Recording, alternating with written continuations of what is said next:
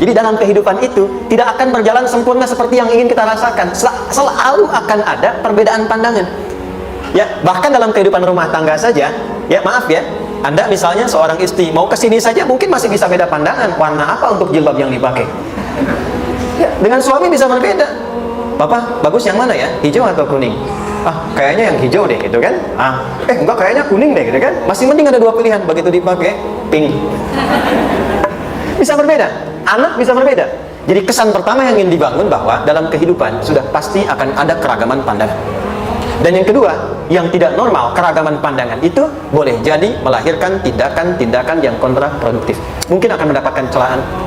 Allah dicela, malaikat dicela, Rasul dicela, Nabi dicela, sahabat dicela, tabi'in dicela, ulama dicela. Kita siapa yang mungkin belum menjadi bagian dari orang-orang itu dan ingin bebas dari celaan? Itu mustahil. Jelas sampai sini? Jadi kalau mendapatkan celaan, berbahagialah, berarti kehidupan kita normal. Jelas? Pernah mendapatkan celaan dalam hidup? Halo? Pernah disoal oleh orang lain? Pernah direndahkan oleh orang lain? Nah, Allah tuh memberi kesan kepada kita, jangankan Rasul yang paling mulia saja pernah mendapati itu. Tapi bagaimana seni mendapatkan ketahanan sehingga dalam dicela pun tetap tenang, dalam disoal pun tetap hatinya nyaman. Karena ketenangan itu yang membawa pikiran tenang dan tindakan yang terukur. Dan kadang-kadang ketenangan itu lebih penting bahkan dibandingkan dengan harta yang berlimpah. Seringkali saya berikan perbandingan dari sejak dulu kita belajar kan. Coba pilih mana? Saya yakin masih konsisten. Pilih mana? Kaya tapi gelisah atau miskin tapi tenang? Tidak boleh ada pilihan ketiga, saya tahu itu. Kaya tapi gelisah atau miskin tapi tenang? Pilih mana? Ya, saya tahu lah. Kaya tapi tenang. Oke, di fase ini wahyu belum turun. Nabi sudah ngajar, turun wahyu, turun ala-ala, turun beberapa surah. Tiba-tiba ada masa jeda, wahyu belum turun. Sepekan belum turun, sebulan belum turun. Disitulah muncul seakan ada amunisi bagi orang-orang yang tidak senang dengan Nabi, tidak senang dengan ajakan Nabi pada kebaikan. Ini poin yang kedua. Kalau Anda berbuat baik, pasti ada tantangan. Ingat ya, kalau Anda berbuat baik, apapun itu, pasti ada tantangan. Yang menguji konsistensi kebaikan itu apakah serius untuk dilakukan atau tidak. Maka mulai muncul tuduhan. Lihatlah Muhammad dari tinggalkan sama Tuhannya. Tuh Muhammad udah gila tuh, naik turun bukit, naik turun lagi, kayak orang bengong. Muhammad udah ada beban di pundaknya. Jangankan umatnya, Rasulnya saja yang mengklaim Rasul punya masalah katanya, ya kan? Dan ditinggalkan Tuhannya, kok masih mau ikut Muhammad? Maka dalam keadaan itulah kemudian ditunggu, naik turun, turunlah kemudian dua surah sekaligus, surah 93, surah 94, yaitu surah Ad-Duha dan Al-Insyirah.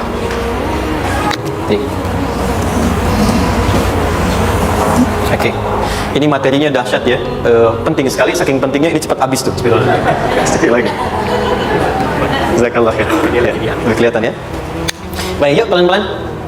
Jadi turunnya surah Ad-Duha dan surah Al-Insyirah, hikmahnya satu atau fungsinya satu, memberikan petunjuk bagaimana mengatasi satu persoalan sesulit apapun, tapi masih dapat menghadapinya dengan keadaan yang tenang. Satu surah ini atau dua surah ini diturunkan untuk membimbing setiap hamba menuju kepada ketenangan hati. Dua, membangun kekuatan mental sehingga dalam situasi apapun dia tetap kuat mengatasi berbagai persoalan kehidupan. Nanti terapannya banyak, di bisnis ada. Nanti saya turunkan contohnya. Kadang-kadang ikut tender sudah bagus, sudah menang, tapi proyeknya diambil orang. Ada yang begitu? Nanti ada ayatnya, ada. Nanti kita turunkan. Udah siap-siap, kan pengen melamar, ternyata keduluan orang, gitu kan? Udah siap-siap, pengen dapat ini, mau lulus, ternyata nilainya nggak seperti yang diharapkan. Muncul, ada, selalu ada demikian. Nanti kompleksitasnya banyak. Tapi dua surah ini, kalau kita bisa kuasai artinya dengan baik, pahami dengan benar, maka akan ada sesuatu yang beda yang terasa dalam jiwa kita dan kesiapan mengatasi setiap persoalan dalam kehidupan. Yuk kita baca dulu ya, supaya dapat keberkahannya dari dua surah ini. Saya bacakan, Anda ikuti ya. A'udzu billahi minasy syaithanir rajim. Bismillahirrahmanirrahim. Wadduha wal-laili idza saja ma wadda'aka rabbuka wa ma qala ما ودعك ربك وما وما قلى وللآخرة خير لك من الأولى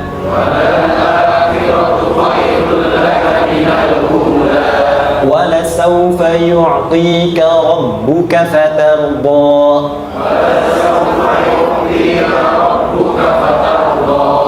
ألم يجدك يتيما فآوى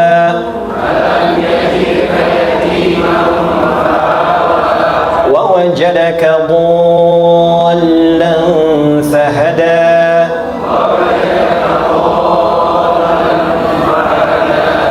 ووجدك عائلا فأغنى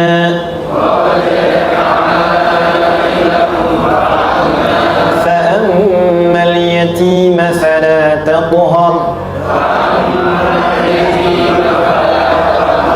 وأما السائل فلا تنهر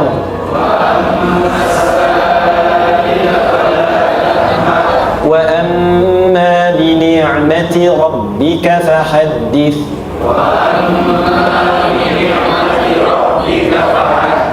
Baik, satu surah dulu, alhamdulillah. Izin saya bacakan tadi untuk diikuti supaya setidaknya kalau kita pulang dan ditanya bagaimana hidupku engkau jalani, seperti apa engkau berinteraksi dengan Quran yang telah aku turunkan, maka kita pernah menjawab, ya Allah, kami pernah bacakan itu. Jangan pernah kita berkehidupan sampai wafat dan tidak pernah berinteraksi dengan Quran walaupun sekedar membacanya.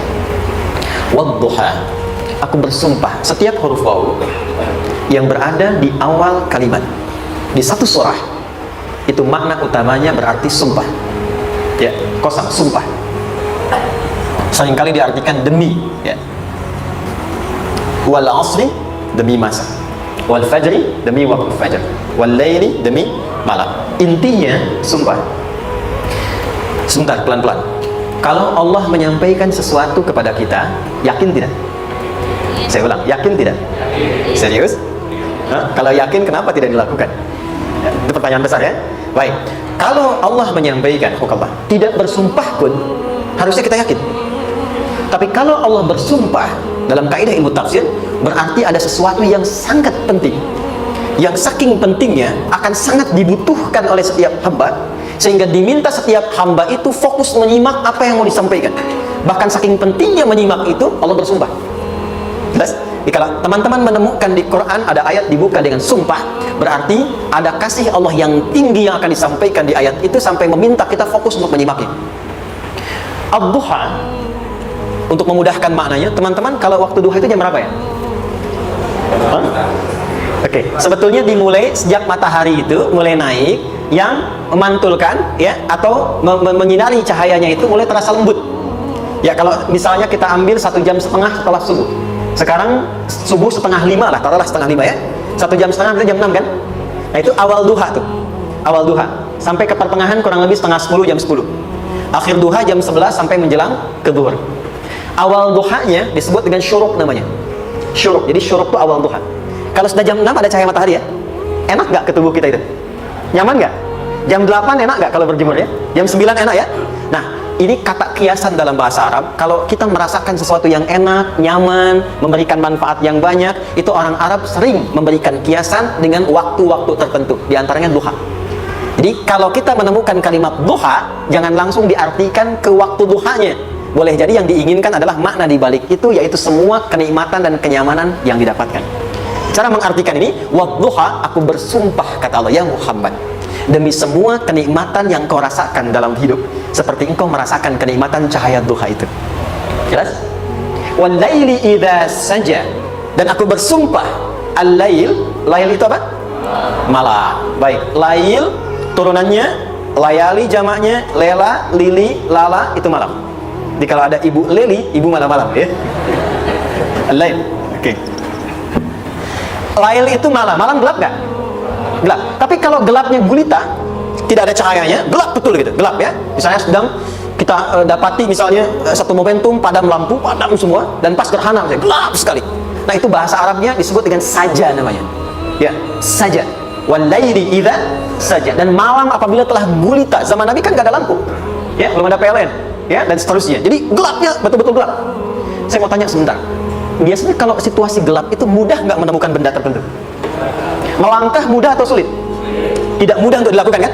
Dalam bahasa Arab, kalau kita ingin mengungkapkan satu kegamangan yang luar biasa, sampai kita merasakan gelap dan sulit melangkah, bukan hanya karena nggak ada cahaya, mungkin karena ada pekerjaan tertentu yang menyulitkan, masalah tertentu yang menyulitkan, sehingga merasa seakan-akan kita tuh gelap, makan nggak enak, melangkah susah.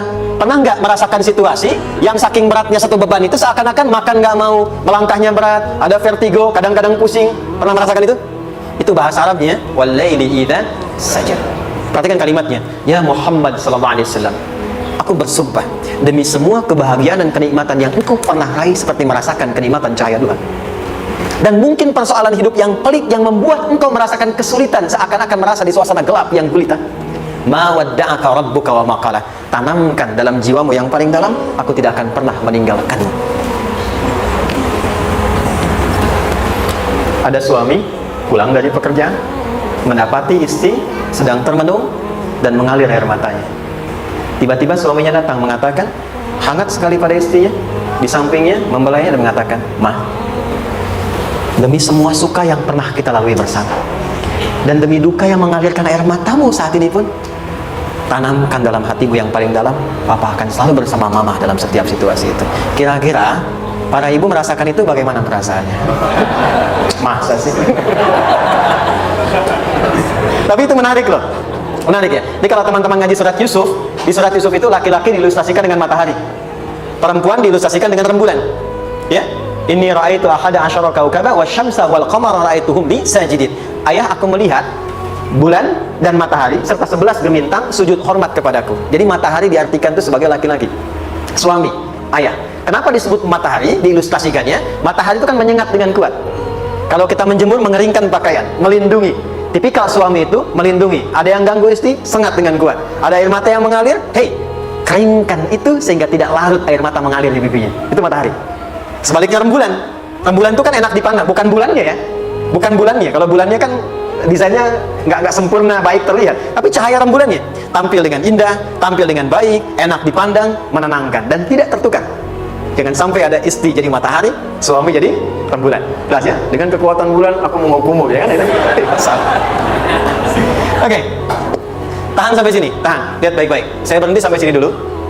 Kalau di Quran ada ayat menyebutkan, tidak spesifik orang yang disebutkan dan kapan kejadiannya, maka peristiwa itu akan terjadi dan dialami oleh kemungkinan generasi berbeda di setiap masa dengan tokoh berbeda tapi perasaan yang serupa. Sebaliknya, kalau disebutkan namanya, jelas identitasnya, kapan kejadiannya, maka peristiwa itu hanya akan menimpa orang tersebut dan tidak akan dialami lagi orang lain setelahnya. Saya tanya dulu yang akhwat, yang perempuan, kenal Maryam? Kenal, bagus. Kenal di mana? Maryam anaknya Imran, mengandung, melahirkan Isa alaihissalam, Yesus Mesias, tanpa disentuh laki-laki manapun. Dan di Quran identitasnya disebutkan langsung, Maryam binti Imran, wa Maryam binti Imran. Ini menunjukkan kesan bahwa yang mengandung dan melahirkan tanpa disentuh laki-laki manapun, itu hanya Maryam anaknya Imran. Ingat ya, mengandung melahirkan tanpa disentuh laki-laki manapun, bukan mengandung melahirkan tanpa suami. Kalau itu banyak dia, ya, mengandung melahirkan tanpa disentuh laki-laki manapun, hanya Maryam binti Imran. Tapi kalau nggak disebutkan siapa orangnya, kapan kejadiannya, tidak detail disebutkan, ini artinya situasi itu akan dialami kembali oleh orang di masa depan dengan generasi yang berbeda tapi substansi yang sama. Pertanyaannya, pernahkah kita mengalami situasi yang sulit sampai seakan merasa gelap? Nah, baik, maka adab yang pertama, jika mengalami situasi seberat apapun dalam berkehidupan, maka dekati Allah Subhanahu wa Ta'ala. Ini awalnya, dekati Allah. Apalagi kalau ada yang mengatakan ini nggak mungkin, ini nggak akan terjadi, ini nggak bisa. Kalau sudah ada tanda seperti itu tanda langsung dari Allah supaya Anda diminta langsung mendekat kepada Allah dan tinggalkan semua makhluk. Karena Allah hanya akan mengabulkan langsung kepada Anda tanpa perantara siapapun. Itu yang terjadi pada Nabi Zakaria. Ini nggak mungkin, ini mustahil. Maka beliau langsung memohon kepada Allah dan langsung menyebutkan, ya Allah, saya minta darimu saja, tidak dari yang lain. Maka dikabulkan seketika. Jadi yang pertama, jika punya kesulitan sebesar apapun, seberat apapun, cepat dekati Allah. Maka di situ akan dijawab langsung oleh Allah, ma wadda'aka rabbuka wa ma qala. Hambaku, sepanjang engkau mendekat kepadaku, maka yakinkan dalam dirimu situasi apapun yang kau rasakan, aku tidak akan pernah meninggalkanmu. Sudah? Satu? Paham sampai sini? Oke. Pelan-pelan ya. Saya belum bicara caranya. Saya baru bicara di awal motivasinya. Dekati Allah dulu, nanti caranya didetilkan di surah Al-Insyirah. Teruskan. Ma wadda'aka rabbuka wa ma qala. Walal akhiratu khairul laka minal.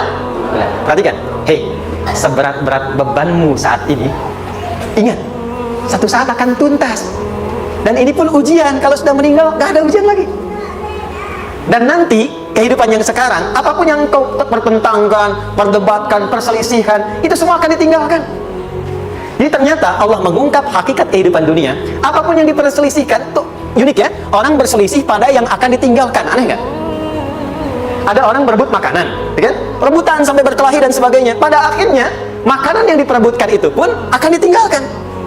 Yang ini meninggal, itu meninggal. Jadi memperebutkan sesuatu yang pada akhirnya akan berakhir. Kata Allah sampaikan, jika Anda mengalami situasi, sesuatu yang mungkin membuat berat, tanamkan pada jiwa kita, hei, yang aku kejar-kejar ini, boleh jadi aku akan tinggalkan juga. Kenapa aku harus menangisi dan larut pada sesuatu yang tidak abadi? Maka Allah hibur kita dengan mengatakan, kamu tenangkan diri dulu. Semua yang kamu pikirkan sampai membuat kamu berat begini, pada akhirnya kamu tinggalkan. Dan yang abadi itu akhirat. Walal akhiratu khairul laka minal. Dua, pelan-pelan sikapi setiap masalah dengan proporsional. Jangan terlalu larut dalam sesuatu. Dapat job satu, pengen, dah siap, kontraknya besar, tiba-tiba hilang. Dipikirin, Anda mikirkan itu pun gak akan balik. Proporsional aja dulu. Ya, nanti caranya akan turun nanti di Al-Insyirah. Tenangkan diri dulu. Prasangka baik pada Allah Subhanahu wa taala. Boleh jadi apa yang Allah ingin berikan sebagai pendahuluan sekarang belum sampai kepada kita karena Allah menyiapkan yang lebih baik di balik itu. Kita belum tahu ada apa di balik itu sehingga kita tidak dapatkan itu. Sehingga kemudian Allah katakan walal akhiratu khairul laka minal ula. Teruskan wala saufa yu'tika rabbuka. Pelan-pelan, orang yang punya sikap seperti ini itu cenderung lebih dekat mendapatkan ridha Allah dibandingkan dengan orang-orang yang larut dalam kesulitan. Orang yang move on dengan setiap persoalan dalam kehidupan, cepat berpikir secara proporsional, tidak menggantungkan hidupnya pada persoalan tertentu sehingga membuat dia menjadi beban, itu lebih mendekatkan dirinya kepada ridha Allah dibandingkan dengan orang yang meratapi persoalan hidupnya. Ya. Pelan-pelan. Jadi spiritnya, kalau punya masalah apapun, jangan dilarutin terus. Gak usah diratapi, cepat move on. Berpikir lagi, rencanakan lagi, nanti detailnya ada di Al-Insyirah. Tapi poin besarnya, janji Allah mengatakan, kalau Anda bisa move on, proporsional, maka yang dijanjikan oleh Allah, di situ Allah percepat datangnya ridha Allah Subhanahu wa taala. Kalau ridha Allah sudah datang, maka akan dua yang diberikan. Pertama kali, ketenangan di dalam jiwa, dan yang kedua, kemampuan untuk berikhtiar lebih baik mencapai apa yang diinginkan.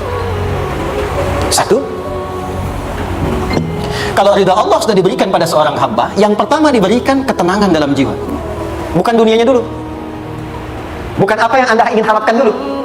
Pengen sesuatu, ya, pengen materi, pengen kedudukan, pengen lulus anaknya ujian, ya kan?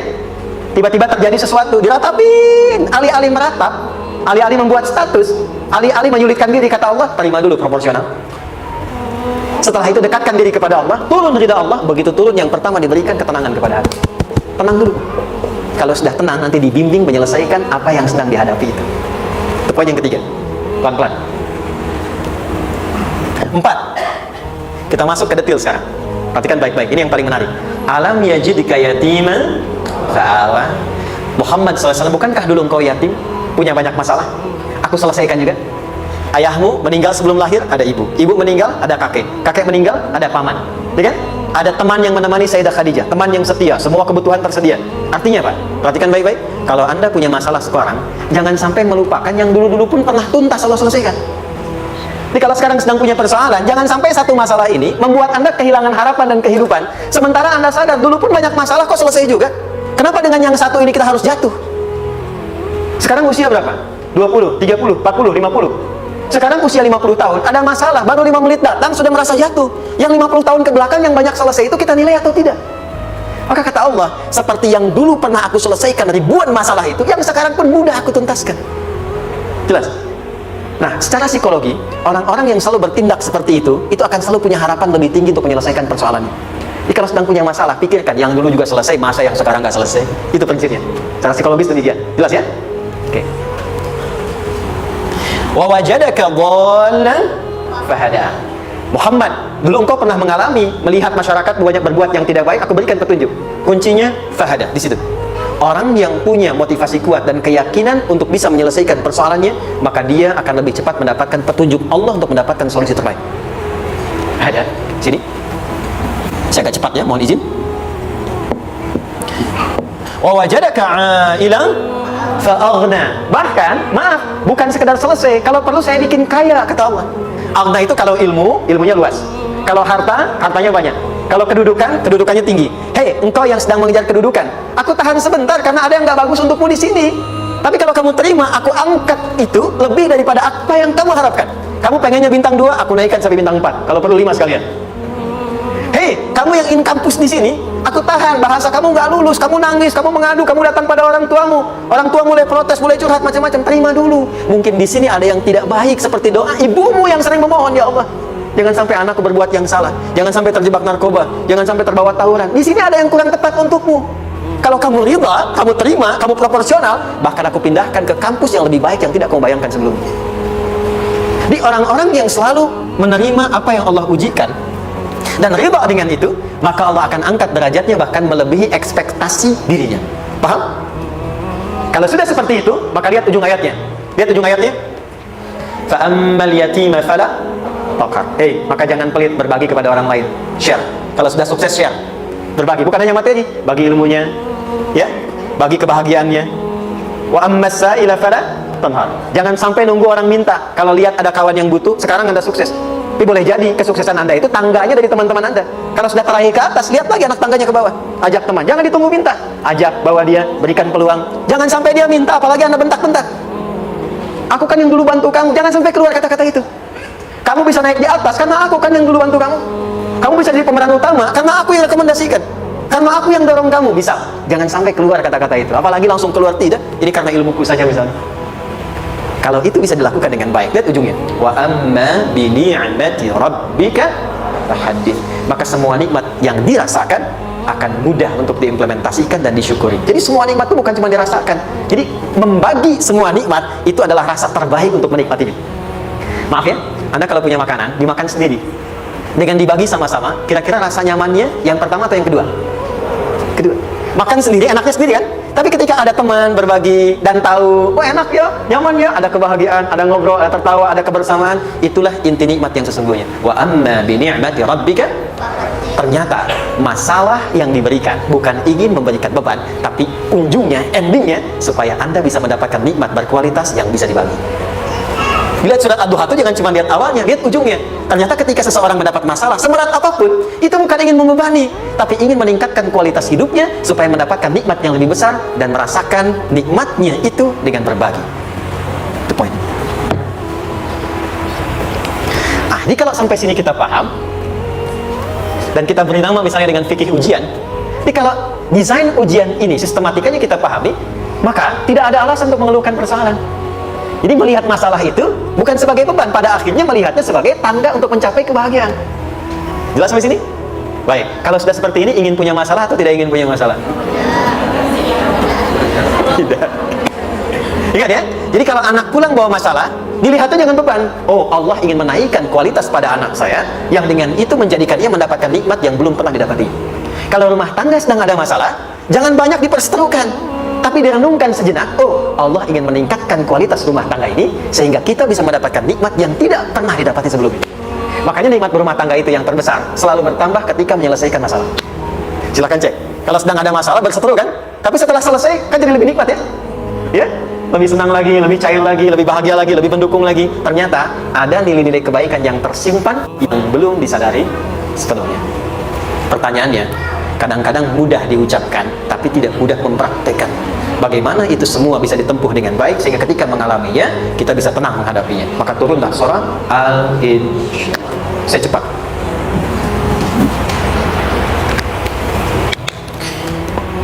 Teman-teman, ini apa? Kelas ya? Baik, pelan-pelan sedikit. Kira-kira volumenya besar kecil? Kecil ya? Baik. Kalau saya bandingkan dengan gayung, volumenya besar mana? Gayung ya? Baik. Kalau ini saya perlebar, sehingga bisa memasukkan apapun ke dalamnya. Itu bahasa Arabnya disebut dengan insyirah namanya. Jelas? meluaskan sesuatu sehingga terlihat lapang, sehingga memudahkan setiap hal masuk ke dalamnya. Itu insyirah namanya. Surah ini diberi nama dengan surah Al-Insyirah, yang berarti sesuatu yang lapang, yang tenang, yang nyaman.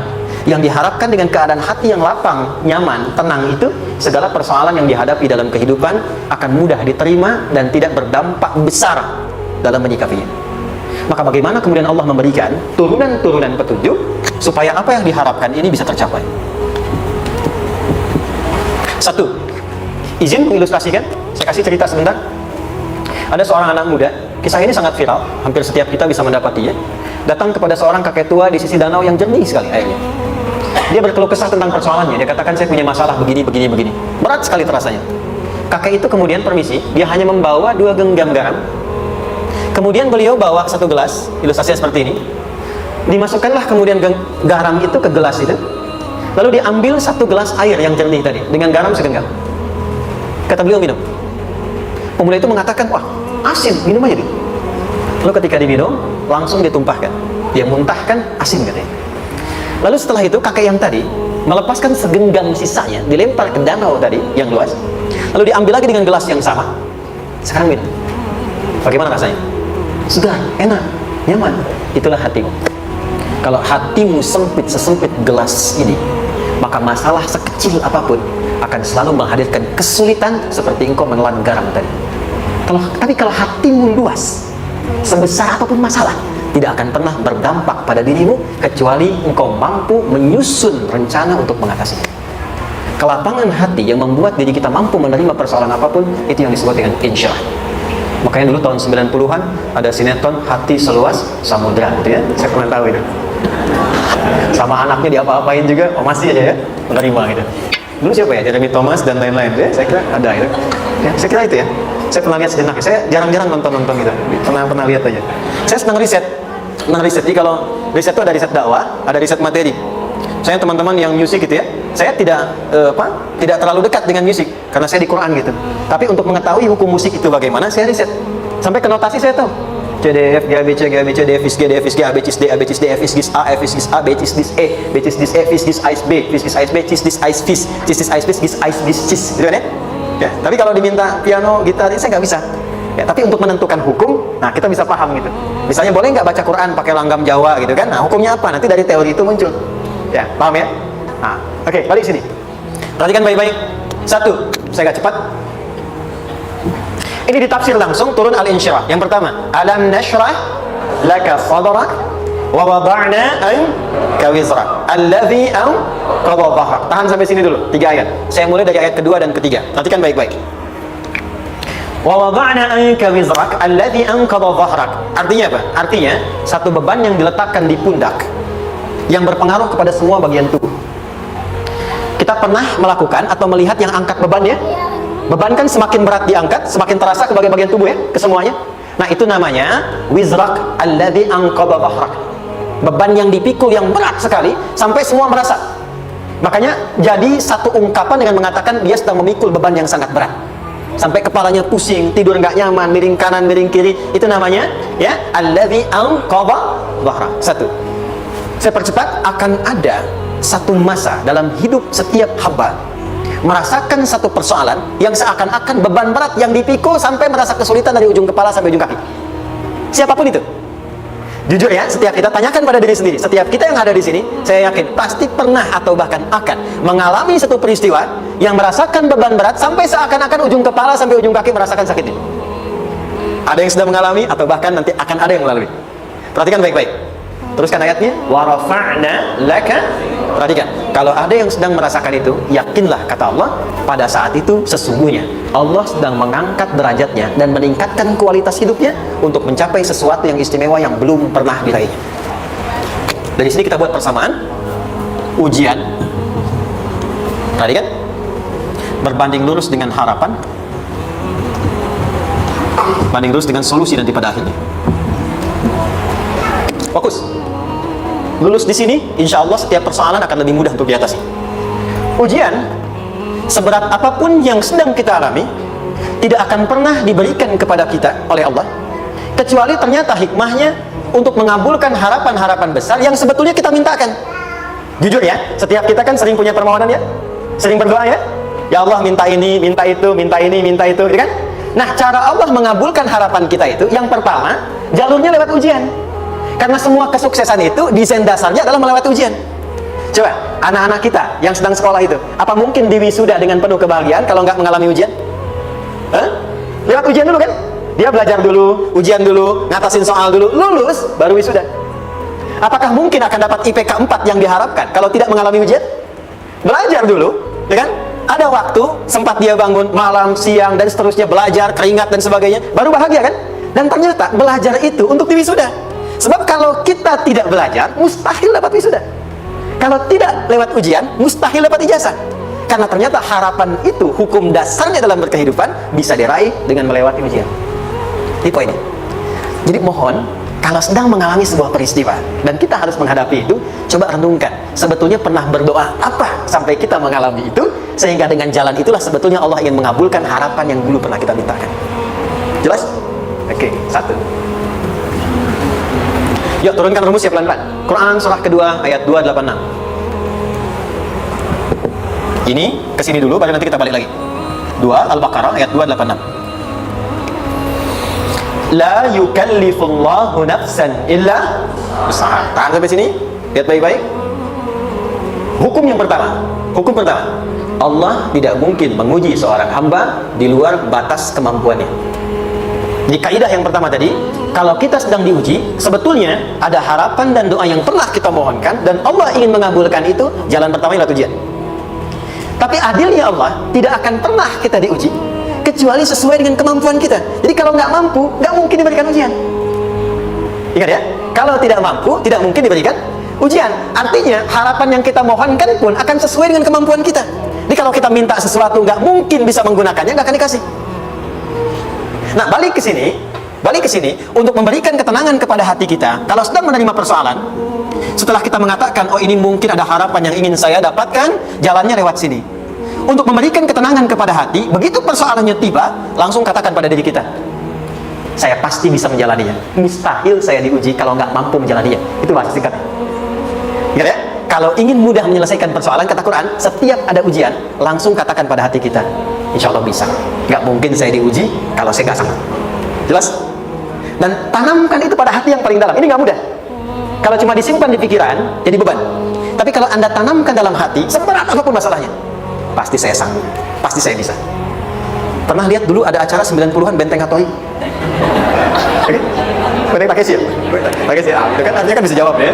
Kita tahu Ninja Hattori mendaki gunung lewati lembah ya, tahu ya. Songgoku, Songgohan, apa? Saya tahu ya. Songgoku, Kamehameha, Piccolo itu yang nulisnya Suzuki Watanabe, saya tahu itu.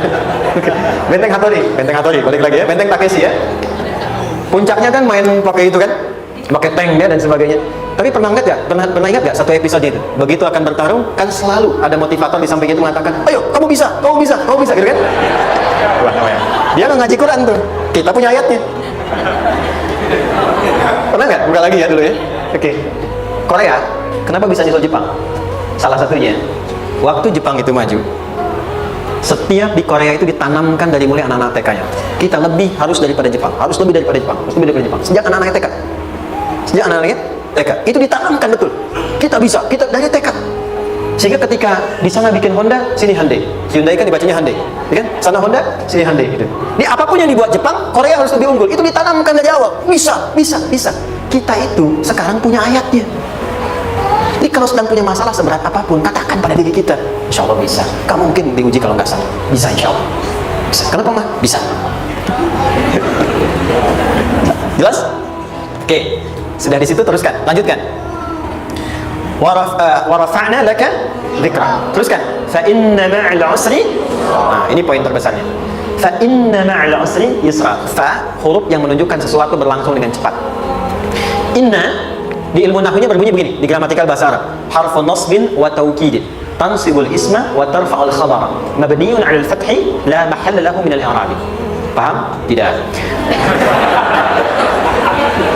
Inna huruf yang digunakan untuk menguatkan informasi agar ditancapkan ke dalam hati sekuat-kuatnya dan jangan pernah ragu. Jadi kalau orang Arab tuh nancapkan tongkat begini dan kuat, tidak goyah, itu nasab namanya. Nasab ar-rajul asahu fil ardi. Inna ini harfu nasab. Jadi kalau ada di Quran dibuka informasi dengan inna, maksudnya begini, tancapkan informasi dalam hatimu dengan kuat, jangan pernah ragu. Yakinkan pada dirimu. Apa yang harus diyakinkan? Ma'al usri yusra. Inna ma'al usri yusra. Usrun sama dengan yusrun. Mari ke sini. Oke. Apa artinya usrun? Sulit. Oke. Sulit itu ada dua. Ada sa'bun, ada usrun. Kalau kesulitan yang relatif, kata si A sulit, si B mudah, itu sa'bun namanya. Contoh, kata si fulan bahasa Jepang susah, padahal kata yang lain tidak. Saya ke Jepang, anak-anak kecil begini bisa bahasa Jepang gitu kan, bagi mereka mudah gitu ya. Saya mudahnya gitu, kata shiwa gitu. Anak-anak kecil, bagi mereka mudah, bagi kita belum tentu. Itu sa'bun. Inna lughata yabaniyah sa'bah, relatif. Tapi kalau kesulitan yang sifatnya mutlak, semua orang mengatakan sulit. Maaf, bawa mobil sulit atau mudah? Bukan mengendarai ya, bawa mobil, bawa. Sulit ya? Sulit ya? Baik, sepakat sulit semuanya. Nah, itu dalam bahasa Arab dikenal dengan usrun. Kesulitan yang semua sepakat bahwa itu susah. Sulit, semua sepakat. Dan ketika ada orang bicara, aku sedang punya masalah begini, semua mengatakan, wah itu nggak mudah, itu nggak mudah, itu usrun namanya. Lawannya, kemudahan yang relatif disebut sahlun. Tapi kemudahan yang semua sepakat bahwa itu mudah, itu yusrun namanya. Mengangkat spidol, semua mengatakan mudah, ringan, itu yusrun namanya. Perhatikan, Allah tidak memasangkan sa'bun dengan sahlun, tapi memasangkan usrun dengan yusrun. Orang-orang yang punya keyakinan kuat, setiap persoalan itu akan selesai, dan dia mengatakan pada dirinya, aku bisa melewatinya, maka perhatikan kalimat kata Quran, inna ma'al usri yusran. Sesulit apapun masalah yang sedang dia alami, maka Allah akan datangkan solusi semudah-mudahnya yang bisa dia nikmati. Dengan kata lain, kalau kita bawa ke bahasa psikologi, kalau sedang menghadapi persoalan seberat apapun, selain kita mengatakan ini pasti bisa saya lalui, saya insya Allah sanggup mengatasinya, katakan pada diri kita, ini pasti selesai, pasti ada solusinya, pasti mudah. Katakan, walaupun memang solusinya belum datang, tapi tenangkan pada diri kita dengan mengatakan inna ma'al usri yusra. Bahasa psikologinya, katakan pada diri kita, ini pasti selesai. Nggak mungkin nggak selesai, pasti ada solusinya, pasti mudah. Itu lebih memberikan harapan pada diri kita untuk menuntaskan persoalan dibandingkan dengan meratapinya. Jelas? Teruskan. Fa inna ma'al usri. Kalau masih ragu kata Allah, katakan lagi sekali lagi, sampai hati kita merasa nyaman. Jadi kalau sedang punya persoalan seberat apapun, tanamkan pada diri kita, pasti selesai. Belum nampak, insya Allah pasti selesai. Gak mungkin diuji kalau gak ada solusi. Itu lebih memberikan harapan. Setelah itu, fa'idha faraghta, mitigasi masalahnya, mitigasi persoalannya. Tuliskan, ini masalahnya apa? Rumah tangga. Apa saja misalnya, dia ada suami, ada istri, dia ada anak-anak. Masalah ada di mana? Kadang-kadang menangnya jadi kusut karena satu-satu gak segera diselesaikan. Maka kata Al-Quran, fa'idha faraghta, satu-satu mitigasi dulu. Satu masalah di sini, lihat di suami, lihat di istri. Kalau pekerjaan, masalahnya apa? Sebelum bercabang kemana-mana, petakan. Apakah rekanannya? Apakah relasinya? Apakah kemampuannya? Apakah manajerialnya? Apakah marketingnya? Mitigasi, kotaki semua, selesaikan satu-satu. Setelah itu, apa yang dilakukan? Wa ila rabbika, tawakal sepenuhnya kepada Allah untuk menentukan hasilnya. Tawakal itu yang paling mahal. Anda kalau nggak punya kepasrahan, stres. Karena selalu memikirkan apa yang mau dikerjakan dan selalu orientasi pada hasil. Kita punya tawakal. Kalau kita mampu menyerahkan sesuatu, gini, di sini ada orang yang paling jago misalnya main basket. Ada pertandingan basket. Begitu dibuka, udah tim musyawarah serahkan aja pada si fulan. Kan? Dia yang paling jago, dia. Bukankah dengan menyerahkan itu bukan hanya kita berikan sebuah tugas, kan? Tapi dengan itu ada kelapangan tersendiri kan? Yakinlah sukses, ini paling hebat. Pernah ada perasaan gitu? Sekarang, siapa yang paling mampu menguasai? Siapa yang paling hebat menyelesaikan segala hal? Siapa yang punya segalanya? Bukankah Allah? Orang-orang yang punya tingkat tawakal yang tinggi, maka satu, dia akan lebih stabil keadaan mentalnya dan tidak akan pernah gelisah dengan kekecewaan. Nggak ada kecewa. Karena tawakal itu, kalau sudah kepasrahan, pasti menerima hasil. Kalau sudah tawakal, terserah Allah tetapkan apa saja. Mau dapat sekarang, dapat besok, dapat nanti. Puncak yang paling tinggi, tugasmu hanya berikhtiar semampu yang bisa dilakukan. Selanjutnya, biarkan Allah menetapkan apa yang menjadi bagian dari maslahat kehidupan kita. Saya tutup. Cara Allah menjawab harapan kita ada 3.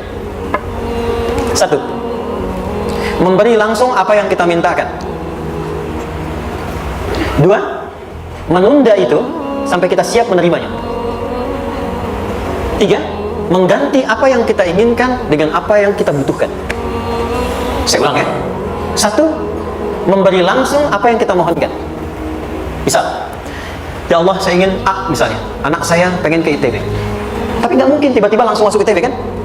Pasti lewat ini dulu kan? Ada ujian dulu, ikut tes, dan seterusnya diterima sesuai.